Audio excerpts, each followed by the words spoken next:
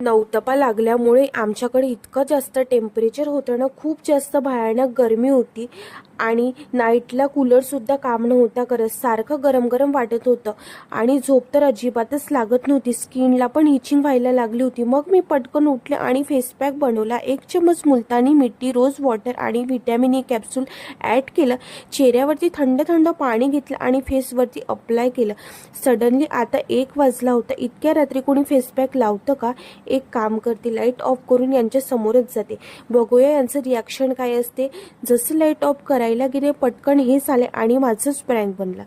चेहरा छान थंडा थंडा वाटत होता. आता मला छान झोपच लागणार. मॉर्निंगला पटकन उठले, एडिटिंग करायची होती त्यामुळे पटकन ब्रश केला आणि मस्त कडकसा चहा पिला. चहा पिता पिता स्क्रिप्टसुद्धा वाचून घेतली. नाईटला खूप उशीर होतो. अर्धी एडिटिंग नाईटला करते आणि रेकॉर्डिंग मॉर्निंगला. आमच्याकडे मॉर्निंगला भाजीपाला खूप फ्रेश मिळतो. भाजीपाला संपला होता. मग मी यांना म्हटलं घेऊन या.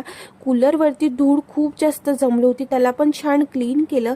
रोज कामामुळे इतका टाईम होऊन जातो आणि शूटसाठी आंब्याची पानं हवी होते, ते पण मिळत नव्हते. कशी तरी मिळाले आणि आज करते उद्या करते करता करता पानसुद्धा वाळून गेले.